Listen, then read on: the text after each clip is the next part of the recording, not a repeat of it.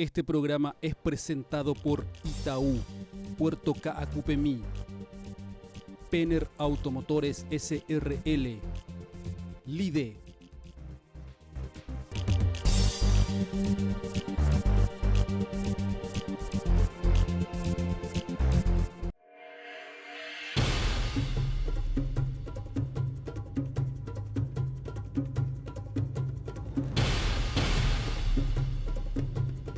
Hoy en MF trataremos el proyecto Reforma Tributaria.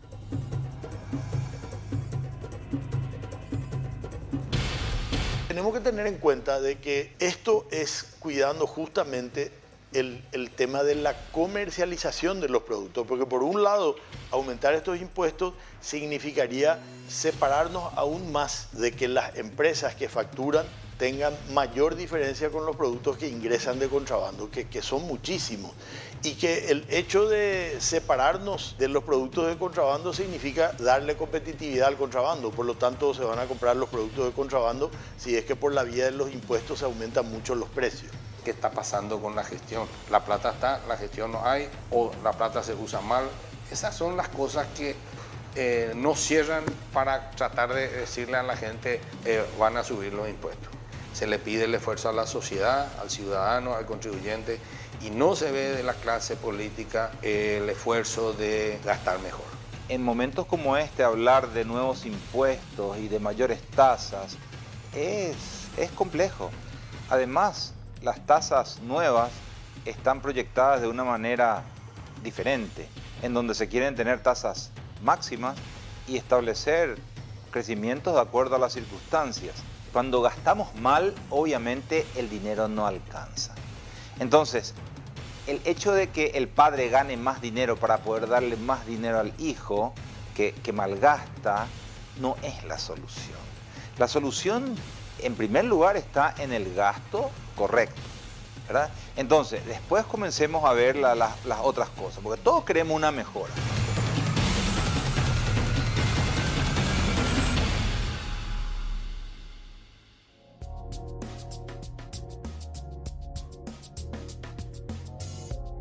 El arte de recaudar impuestos consiste en desplumar al ganso obteniendo la mayor cantidad de plumas con el mínimo de graznidos posible. He visto a gente marchar a la guerra cantando y riendo, pero jamás he visto a una persona pagar impuestos con una sonrisa. Jean-Baptiste Colbert, ministro de Finanzas de Luis XIV. Muy buenas noches. Hoy, obviamente, estas frases nos dan una pauta de qué vamos a hablar en el día de hoy. Vamos a hablar posiblemente de la política más importante que ha planteado Mario Abdo Benítez durante este periodo de gobierno que le tocó gobernar y que ha sido una reforma tributaria. Obviamente esto genera disconformidad, como hemos visto algunas de esas, y vamos a ir viendo básicamente los impactos que esto genera, qué significan las transformaciones que vamos a ver en nuestro sistema de pago de impuestos, qué es lo que vamos a discutir durante todo el programa de hoy. Así que quédense con nosotros, vamos al corte y comenzamos con nuestro programa de hoy.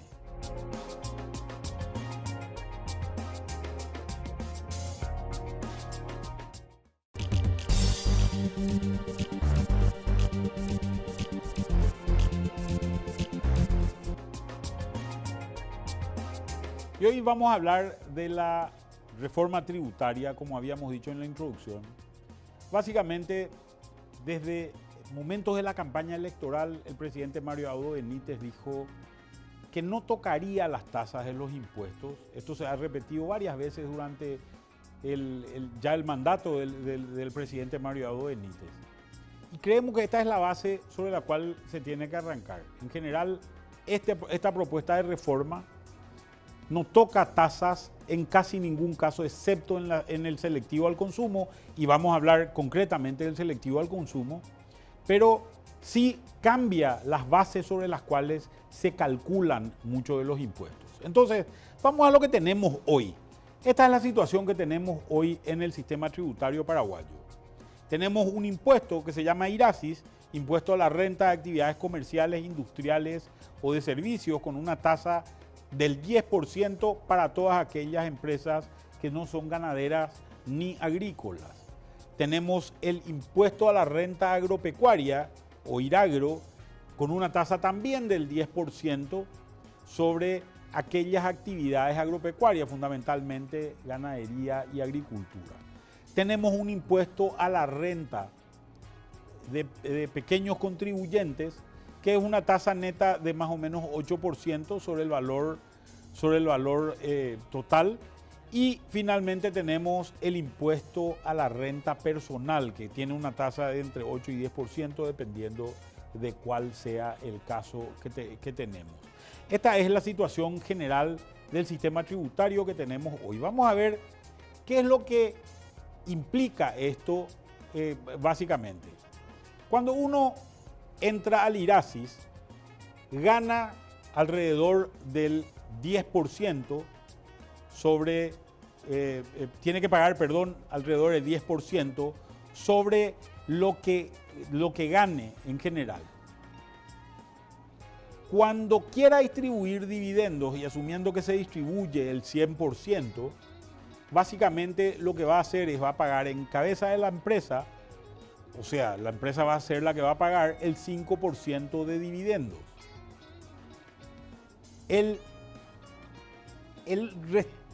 La restante parte de los dividendos va a quedar como parte de lo que es la renta bruta del impuesto a la renta personal, que será 100% deducible. En este caso, la tasa efectiva, y tenemos que excluir al impuesto a la renta personal, dado que tiene una deducibilidad total, es de 14,5%.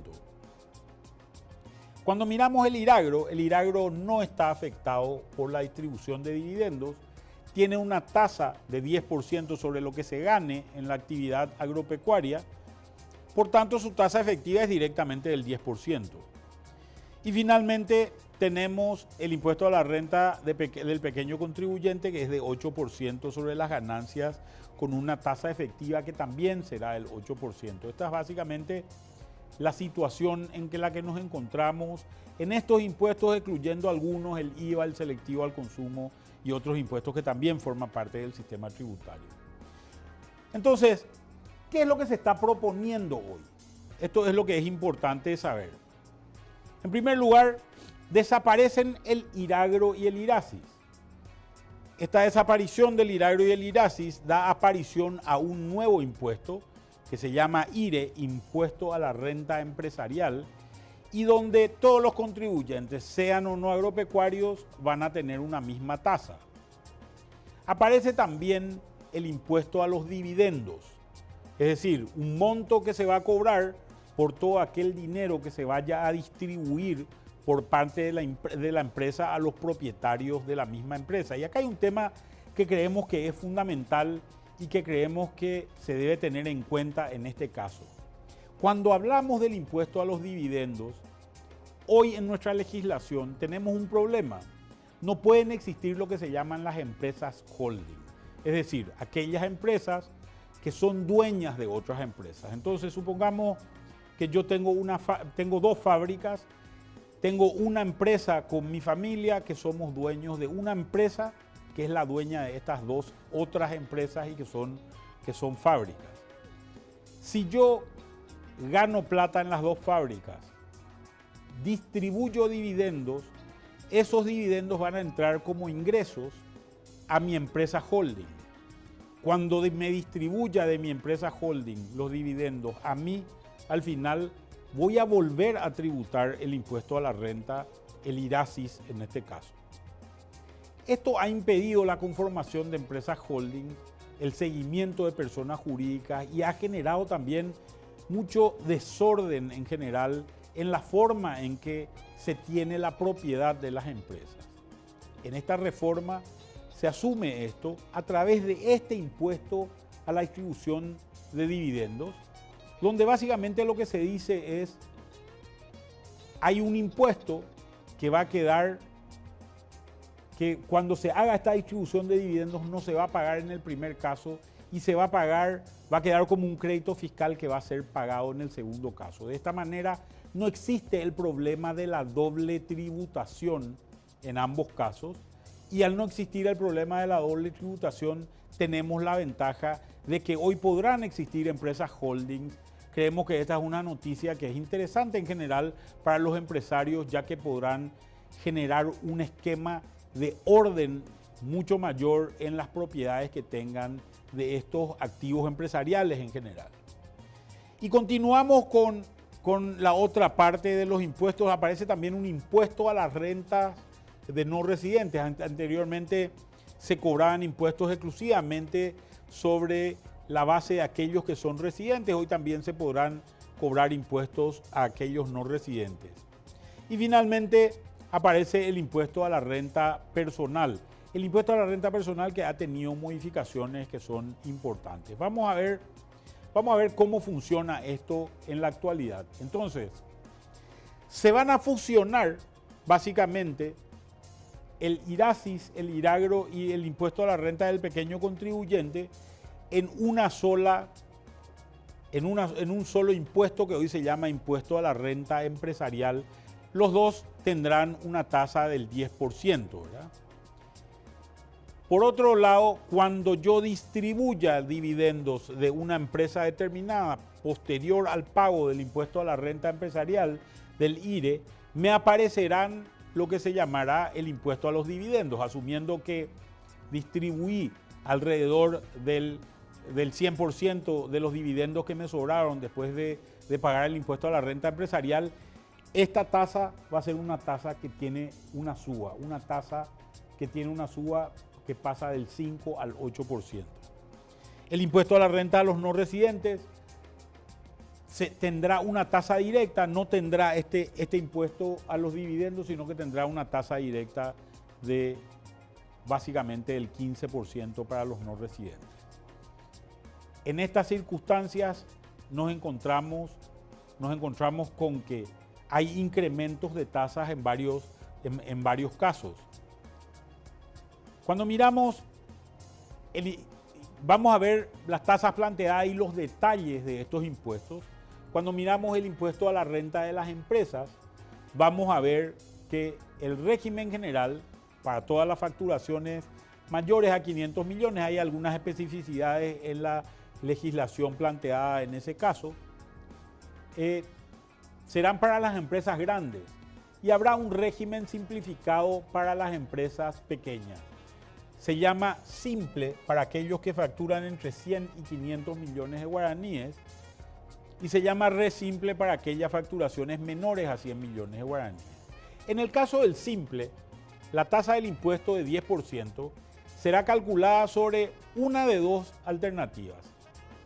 La primera alternativa es: yo facturé 400 millones de guaraníes y sobre esa facturación de 400 millones de guaraníes calculo una renta presunta del 30%, que sería, por ejemplo, 120 millones de guaraníes en este caso, y sobre esos 120 millones de guaraníes voy a tributar el 10%. Esta es la alternativa 1.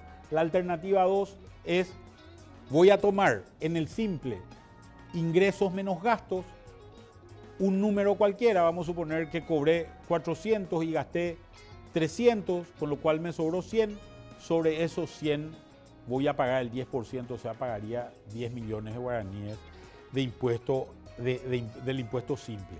¿Cuál se va a utilizar? Se va a utilizar la que sea menor, la que sea más beneficiosa para el contribuyente. En este caso, en este ejemplo que yo daba anteriormente, básicamente la menor es aquella de 10 millones de guaraníes que se usa de sustraer los gastos de los ingresos. En el caso del resimple, el resimple es para muy pequeñas empresas o muy pequeños contribuyentes. El interés del resimple es un interés formalizador en realidad de la economía. La verdad que creemos que va a ser difícil su aplicación. Se van a tener que usar metodologías que posiblemente a la Subsecretaría de Estado de Tributación le cueste implementar en un tiempo largo, pero va a permitir que aquellas actividades que hoy son incluso percibidas como informales, como por ejemplo un panchero que puede vender panchos en la calle, se pueda formalizar bajo este esquema del resimple. Vamos al impuesto a la distribución de dividendos y básicamente ahí tenemos un 8% sobre los dividendos. En otras palabras, tomamos 10% más sobre el remanente que hay y que se distribuye a dividendos, la tasa va a ser 8. Por tanto, tenemos tasas efectivas que se encuentran más o menos en 17,2 y vamos a ver los detalles de eso. En el caso de empresas extranjeras, este impuesto a la distribución de dividendos es una diferencia importante. ¿Por qué?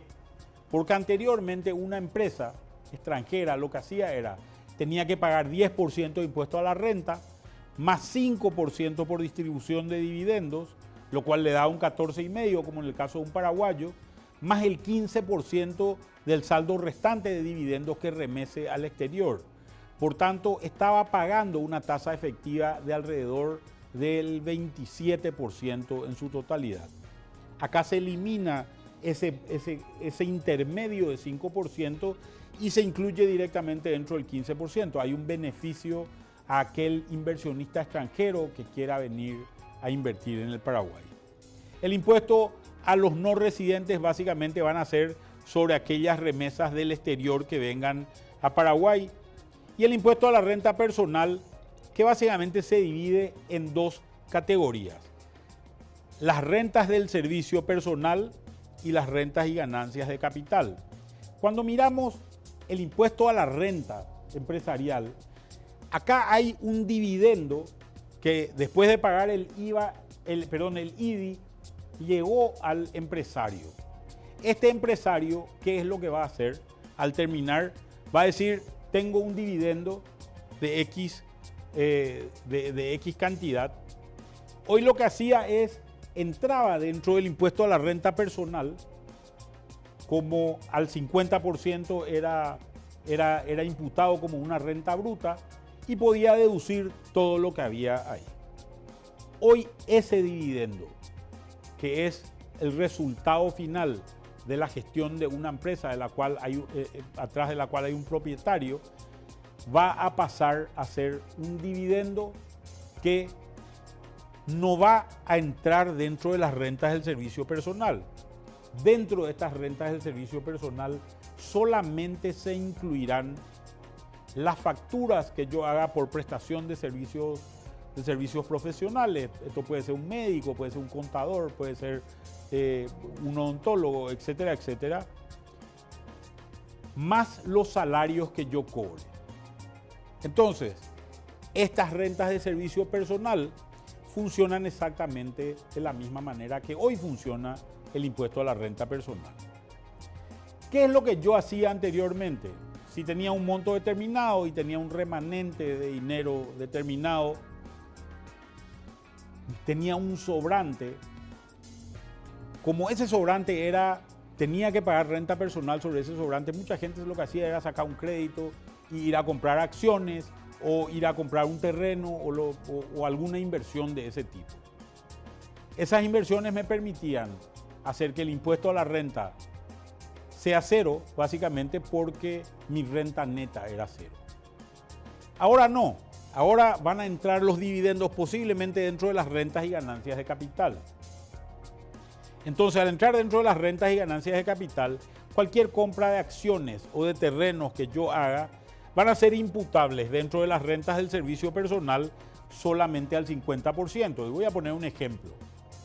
Vamos a suponer que yo gané en la actividad empresarial que tengo, gané en mi impuesto a la renta personal, mis rentas de servicio personal, gané 1.000 como renta bruta, conseguí facturas por 600 millones y me sobraron 400 millones. Dije, voy a ir a comprar un terreno por esos 400 millones.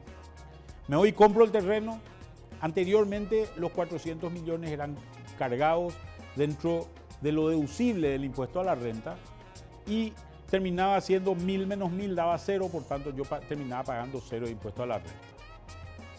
Ahora lo que va a ocurrir es ese terreno que compré por 400 solamente lo voy a poder reconocer dentro de las rentas de servicio personal al 50%. Es decir, voy a poder reconocer solamente 200. Por tanto, tenía 1.000 de renta bruta, menos 600, que es lo que conseguí de factura, menos 200, que es la mitad del terreno. Por tanto, ahora tengo 800 de costo, 1000 menos 800 da 200, sobre eso voy a pagar 10%, que es 20 millones. El otro 50% va a entrar dentro de lo que son las rentas y ganancias de capital. Es decir, yo voy a tener 200 como costo y en el momento en que venda ese terreno es en el momento en que voy a poder utilizar ese costo como parte como deducible para cualquiera sea el monto que venda. Entonces supongamos que ese mismo terreno que me costó 400 lo vendí 10 años después en 1000, entonces 1000 menos 200 va a ser, que es lo que yo tenía metido dentro de mis rentas y ganancias de capital, van a ser 800 y de eso voy a pagar 80 de renta personal. Esta es básicamente una descripción bastante rápida de lo que es la propuesta de reforma tributaria que tenemos hoy. Vamos a seguir escuchando a los actores principales en este debate y qué nos dicen.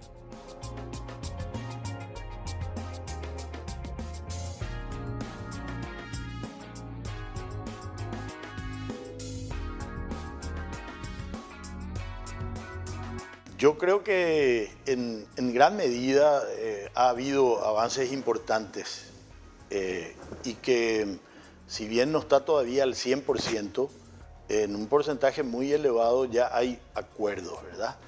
Y uno de los logros principales es el hecho de que finalmente todos los sectores van a pagar de la misma manera el tema de impuesto a las utilidades y a los dividendos, ¿verdad? Eso es un avance importante porque esto en cierta medida es lo que va a hacer de que haya mucho más equidad tributaria que la que hay hoy en día, ¿verdad?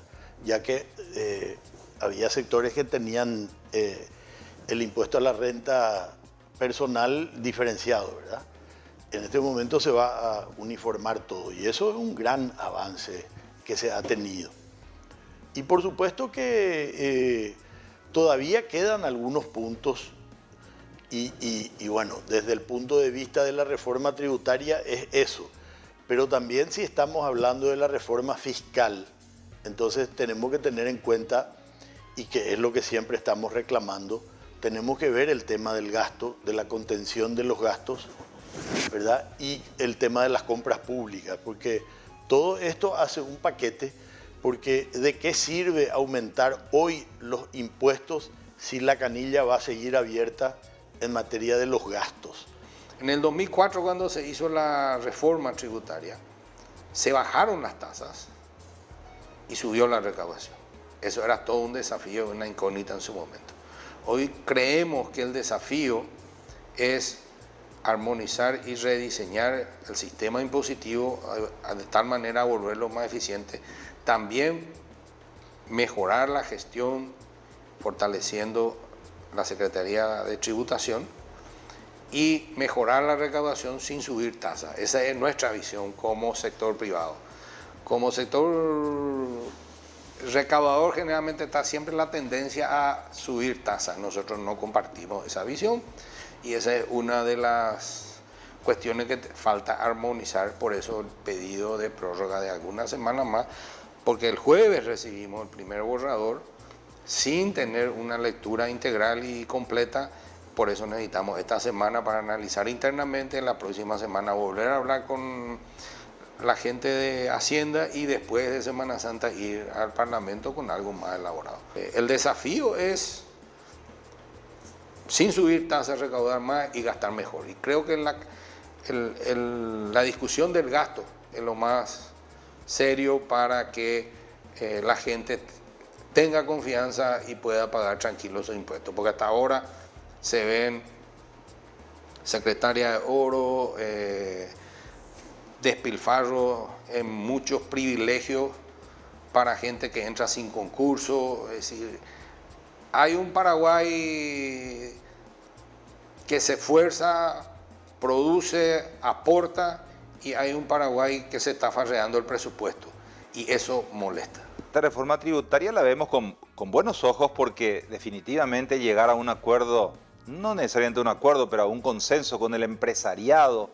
en general en estos 4 meses de arduo trabajo de la administración tributaria, yo lo veo como un éxito. Es cierto, tenemos un impasse, puesto que eso afecta notablemente a nuestro sector y vemos que con agrado que los demás sectores también lo ven de esa misma forma.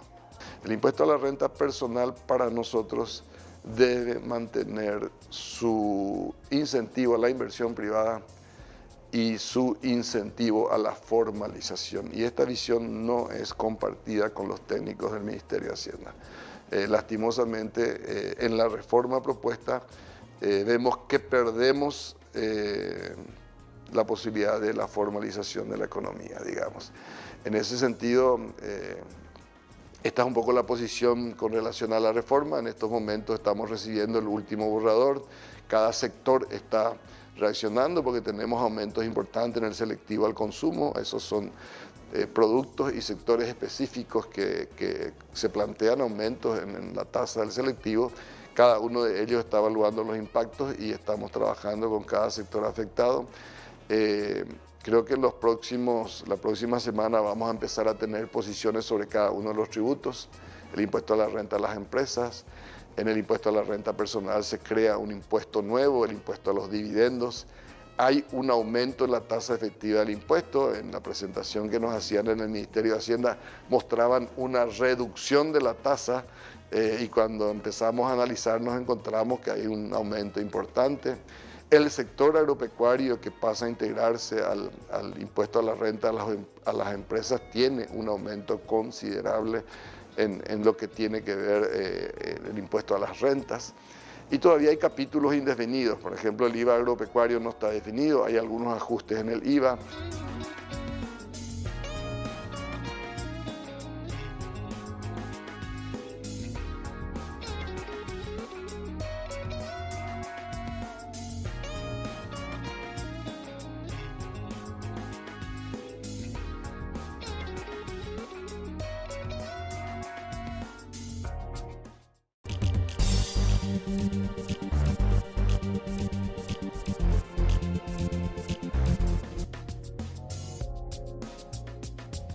Y vamos a ir a un ejemplo para poder ilustrar lo que realmente está ocurriendo sobre todo en el impuesto a la renta, que creemos que es lo más interesante de estas modificaciones que se han visto.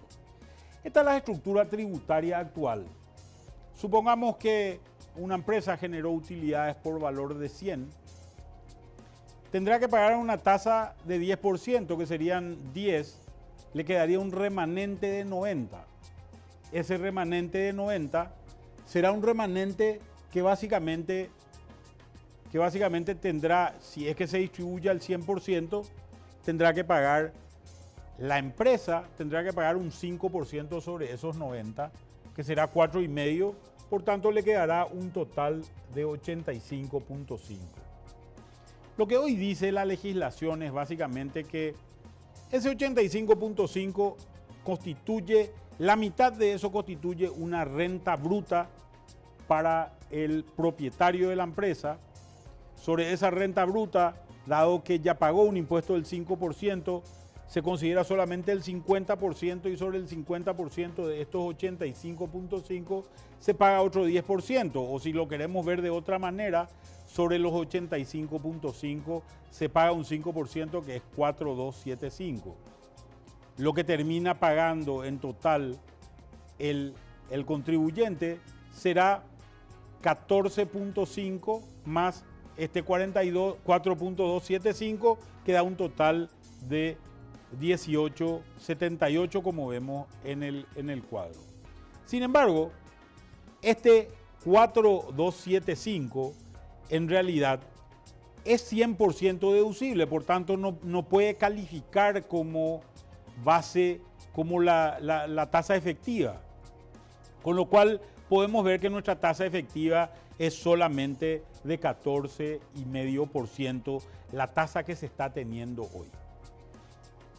¿Cómo afecta la modificación que tenemos hoy a esta tasa de 14,5% efectiva, que es la que visualizamos?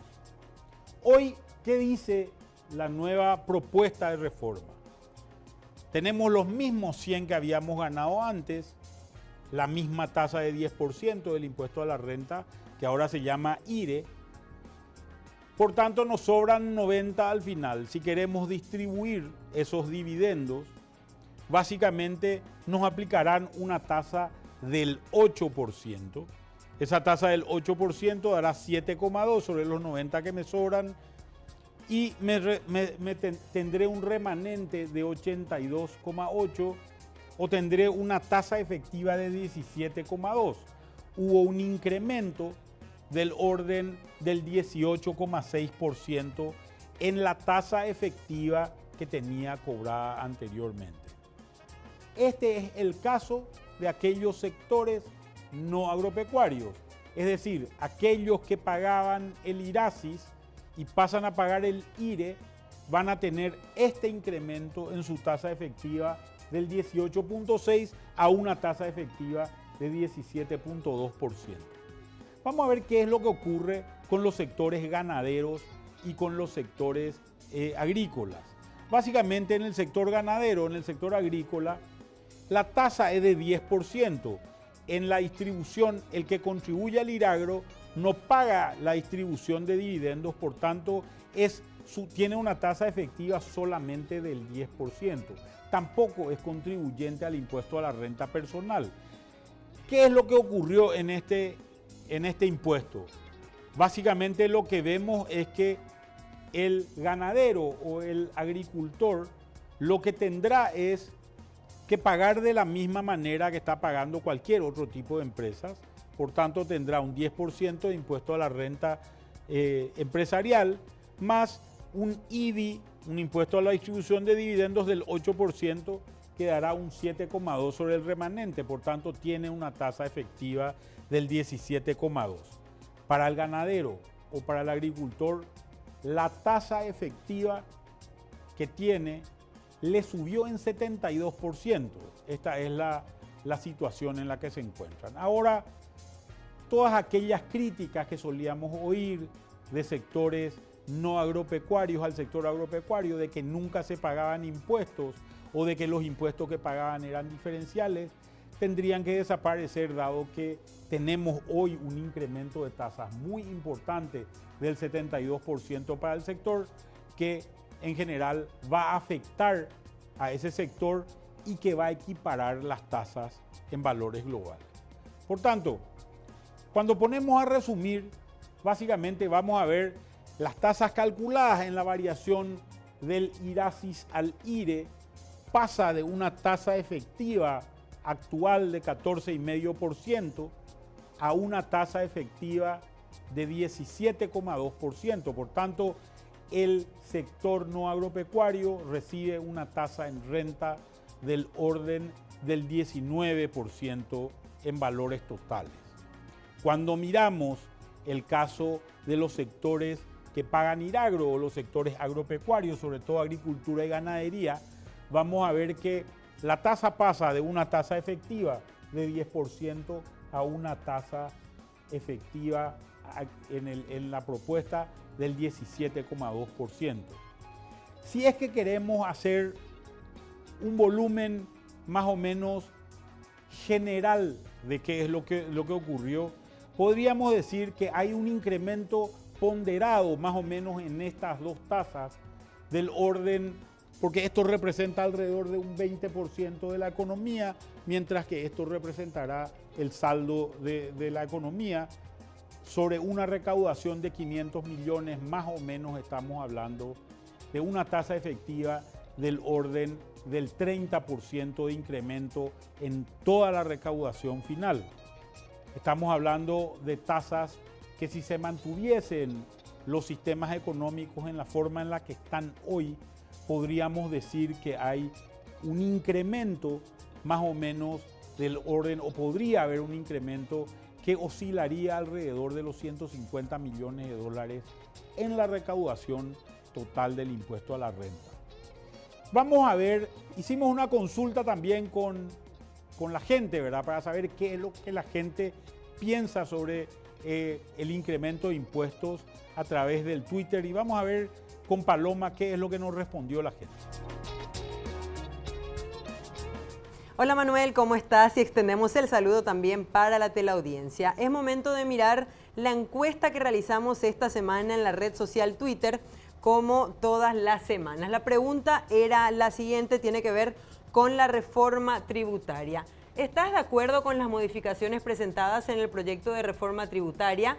Y estos fueron los resultados. Un 71% dijo no estar de acuerdo, mientras que un porcentaje menor sí está de acuerdo. Estas son las proporciones entonces. 29% dijo que sí está de acuerdo, mientras que un 71% dijo que no le parece entonces este proyecto de reforma tributaria. Recordemos algunos cambios que se pretenden implementar. El Ministerio de Hacienda informaba primero que nada ciertos cambios en el impuesto a la renta personal en lo que hace principalmente a las deducciones a la hora de pagar este tributo. También hablamos del impuesto selectivo al consumo, donde se aplicarían tasas diferenciales y esto es lo que impactaría directamente en toda la población porque habla de aplicar nuevas tasas al tabaco, a las bebidas alcohólicas y también a las bebidas azucaradas, entre otros puntos.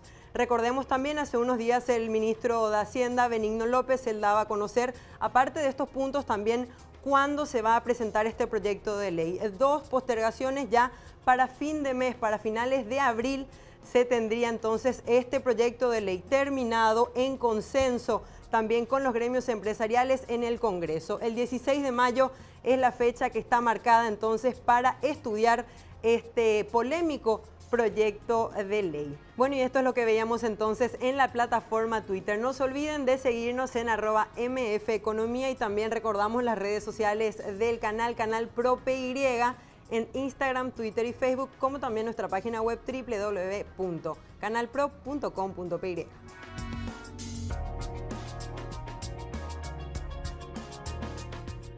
Y obviamente, como era de esperarse, la gente no reacciona bien a este tipo de cosas porque la gente se siente afectada y también está todo el tema de para qué la gente está pagando impuestos. En realidad vemos escándalos permanentemente que nos muestra toda la prensa y donde vemos que gran parte de los recursos son mal utilizados. Vamos a nuestro último impuesto que ha sido modificado. Esta es la tabla de modificación del impuesto selectivo al consumo. Y acá existen tal vez los más interesantes de considerar son la sección 1, 2 y 3, que son posiblemente las más importantes. Básicamente hay un incremento en las tasas máximas. Acá básicamente lo que está planteando el Ministerio de Hacienda es que no van a haber incrementos en las tasas efectivas, lo que sí va a haber incrementos en la tasa máxima. Esto es fundamentalmente una espada de Damocles para todos estos sectores que siempre va a tener encima alguien apuntándole con una pistola y poder subirle las tasas en cualquier momento. Básicamente los incrementos en cigarrillo todos los incrementos que vemos prácticamente son incrementos del orden que oscilan entre 60 y 80% dependiendo del caso y en algunos casos podrían incluso superar esos valores. Acá hay un elemento que consideramos que es importante de tener en cuenta. Entre estos productos que estamos viendo acá, hay casos como por ejemplo las bebidas gaseosas o por ejemplo el caso de las cervezas, que a diferencia de tal vez otros sectores como bebidas espirituosas, whiskies o vinos, son empresas que tienen industrias a nivel local.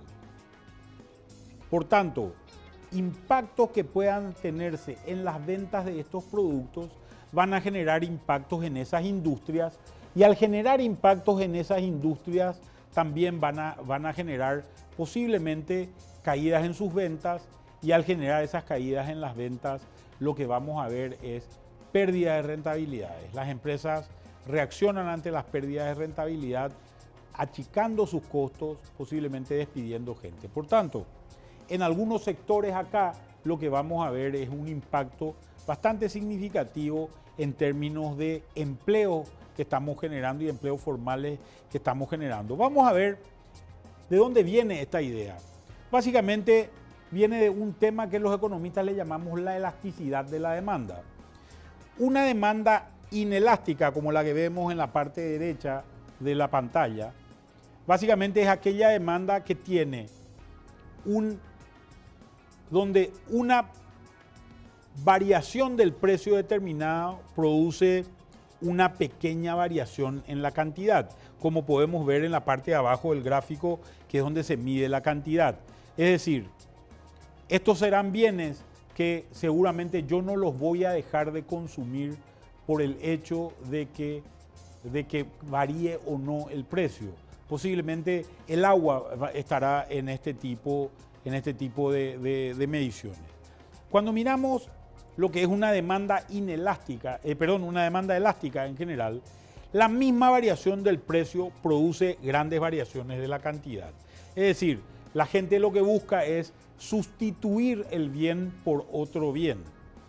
Este caso de la demanda elástica es el caso que afecta, por ejemplo, a las bebidas gaseosas paraguayas, o a gran parte de ellas por lo menos, y afecta también a las cervezas de producción nacional. ¿Por qué afecta? Si nosotros tenemos una bebida que cuesta 4 por 10.000, como hemos visto, o una cerveza que cuesta 4 por 10.000, como hemos visto en muchos casos, o una gaseosa que cueste 2.000, un incremento de impuestos lo que va a hacer es que esa cerveza o esa gaseosa se encarezcan al público. Al encarecerse al público, lo que hace el público es se da la vuelta, sobre todo en los sectores de menores recursos que tienen que cuidar mucho su presupuesto, se da la vuelta a la gente y lo que va a hacer es, va a buscar otra marca. ¿Cuáles van a ser esas marcas? Van a ser aquellas marcas que entran de contrabando al Paraguay. Entonces, vamos a afectar por este tipo de condiciones, vamos a afectar la industria paraguaya, vamos a generar desempleo en industrias paraguayas posiblemente y vamos a generar mayor nivel de contrabando, sobre todo en situaciones como la que estamos viviendo hoy. Por tanto, parecería ser una falacia el hecho de que cuando levantamos la tasa de uno de estos impuestos, la gente va a tomar menos bebidas con azúcar o la gente va a tomar menos bebidas con alcohol. En realidad, la cantidad de bebidas que la gente va a seguir tomando va a ser exactamente las mismas, solo que va a tomar de otro origen. Este no es el caso del cigarrillo, donde el caso del cigarrillo hay una situación posiblemente distinta por el hecho de que las tasas que se pagan acá o las tasas que se pagan del otro lado de la frontera, sobre todo en el Brasil son mucho más elevadas que acá y por tanto posiblemente exista todavía un margen de incremento de ese impuesto. Esta es básicamente una situación preocupante porque va a afectar trabajos de muchos compatriotas en muchos sectores. Y la recaudación es muy limitada. Aquellos 150 millones de dólares que habíamos conseguido en el impuesto a la renta empresarial extraordinarios y que creemos que por el ejemplo de equidad, por la equiparación que se ha tenido de todos los sectores, creemos que es un gran logro de esta reforma y sobre todo con acuerdo de los sectores empresariales, no debería ser afectada por esto que va a generar, sobre todo en los mercados de industrias de bebidas, menores recaudaciones de bebidas y de ciertos alimentos, menores recaudaciones que son marginalmente mayores e inclusive podrían caer por el hecho de que la cantidad de ventas que va a tener este tipo de empresas va a ser menor. Vamos a las últimas entrevistas que tenemos y después a un corte para ir a las conclusiones finales de nuestro programa de hoy.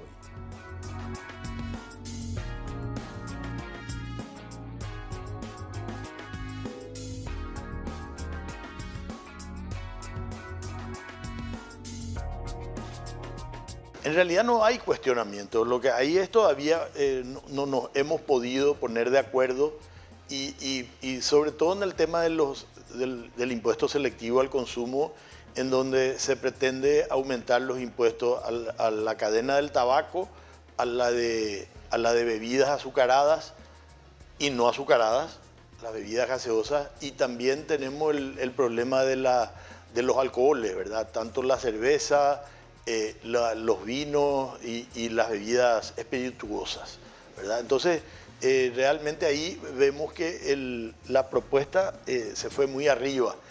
Y tenemos que tener en cuenta de que esto es cuidando justamente el tema de la comercialización de los productos, porque por un lado, aumentar estos impuestos significaría separarnos aún más de que las empresas que facturan tengan mayor diferencia con los productos que ingresan de contrabando, que son muchísimos, y que el hecho de separarnos de los productos de contrabando significa darle competitividad al contrabando. Por lo tanto, se van a comprar los productos de contrabando si es que por la vía de los impuestos se aumentan mucho los precios. Para el sector agrícola hay una suba de un 80%, del 10 al 18% de la tasa. Es 8 de 10 es 80%.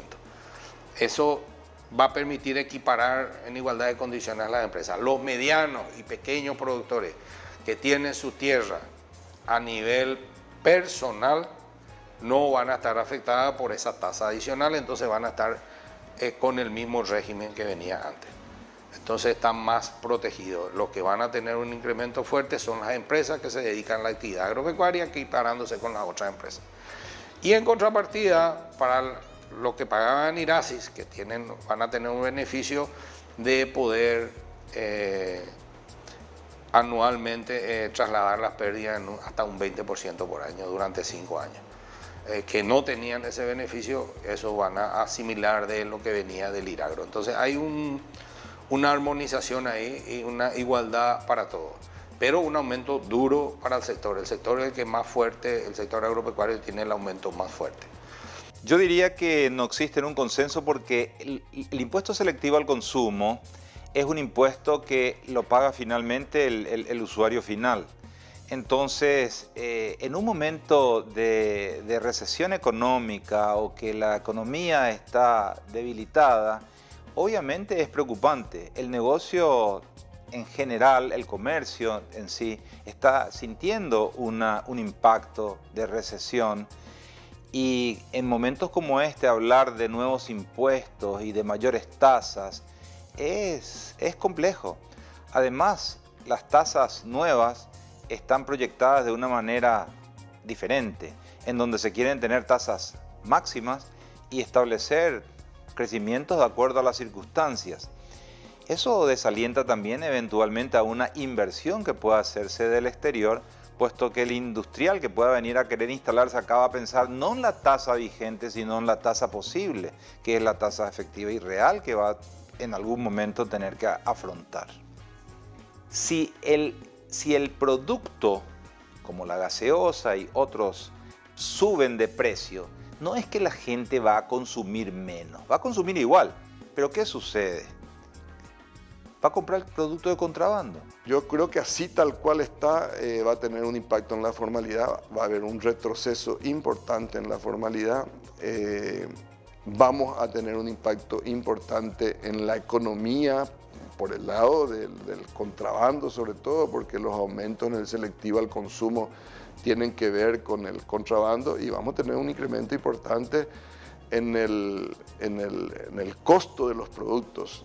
Por ejemplo, las motos van a ser más caras, el celular va a ser más caro para la gente, el lavarropas va a ser más caro para la gente, la cerveza va a ser más cara.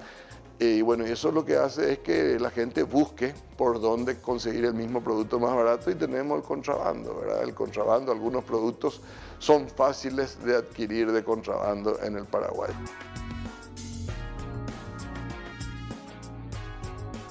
Bueno, la verdad es que no es el momento, pero como llegamos a la conclusión de que esto es el inicio, ahora se va a iniciar el proceso parlamentario y eso va a llevar su tiempo.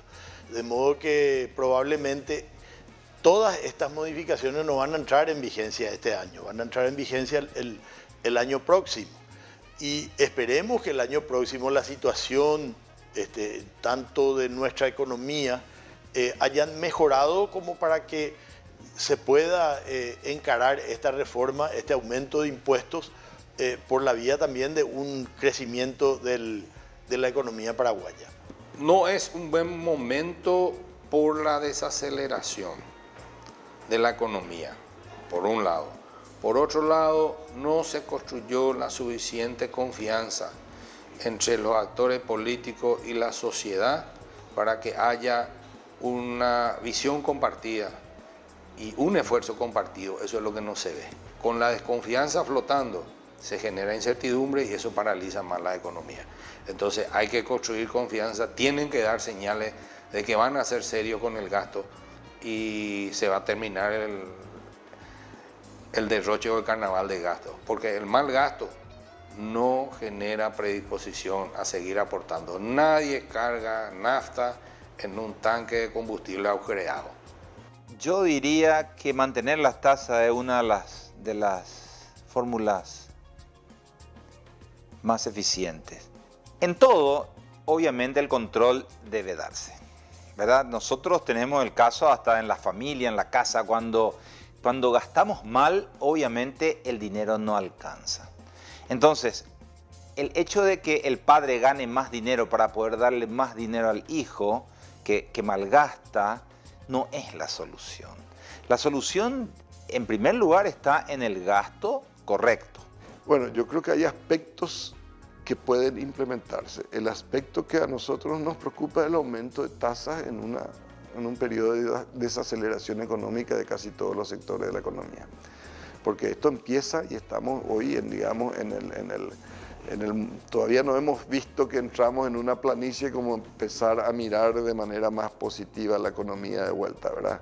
Entonces yo creo que el momento probablemente vendrá más adelante, pero como nosotros decíamos, la prioridad es dar una señal a la población en el control del gasto. Todos los días vemos despilfarros. Necesitamos una señal de eficiencia de parte del Estado y necesitamos además ver que la economía empieza a dar señales de mayor dinamismo. O sea que la prioridad para nosotros es trabajar en dinamizar la economía.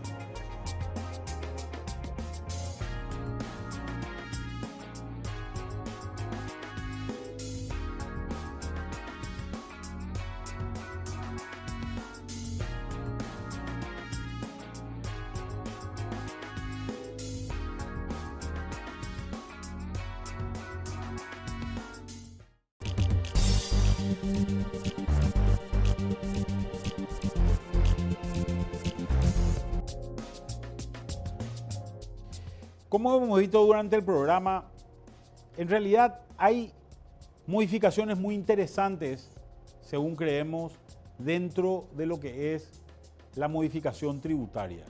Posiblemente la más interesante de todas sea la unificación del impuesto a la renta o de los impuestos a la renta existentes. Desaparece en el IRAGRO, desaparece el IRASIS y hoy se tiene un solo sistema de renta de empresas que es el que va a empezar a regir con esta modificación.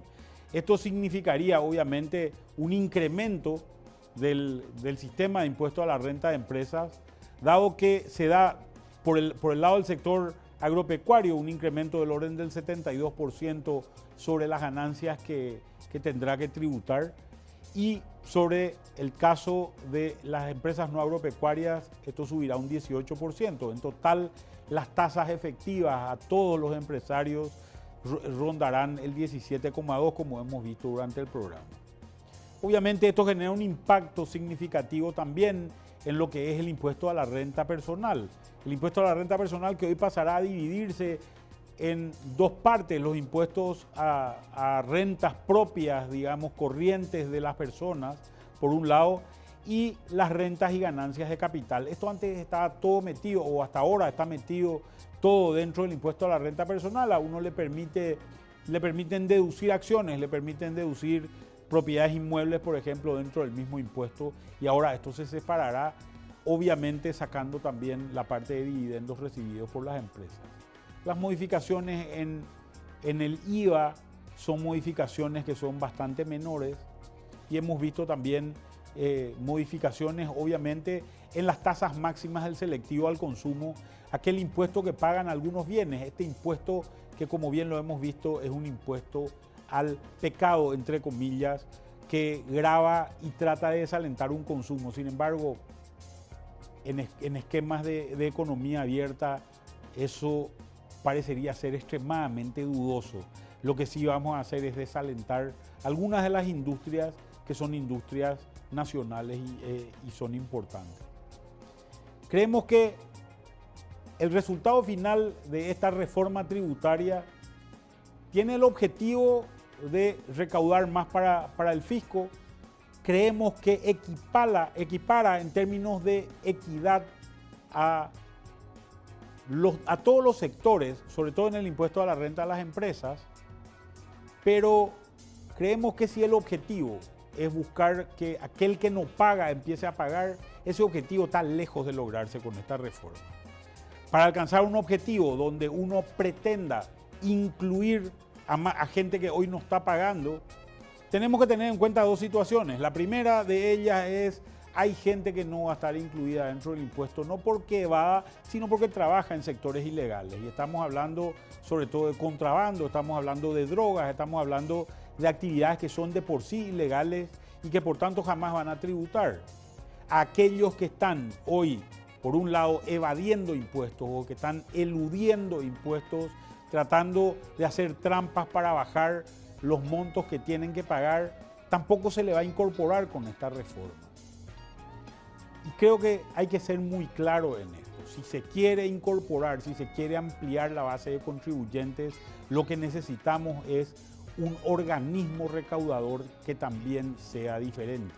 El organismo recaudador hoy, sobre todo compuesto por aduanas y la Secretaría de Estado de Tributación, no tienen las habilidades, las competencias o las capacidades para seguramente poder incluir a más gente. Pequeñas variaciones que se han hecho, lo que van a conseguir sí es gravar más a un grupo de gente que hoy ya está tributando sus impuestos.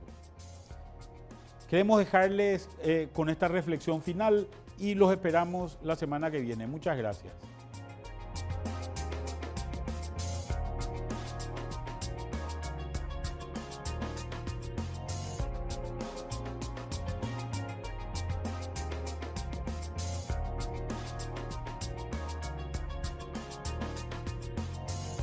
Este programa fue presentado por Itaú, Puerto Caacupemí, Penner Automotores SRL, LIDE,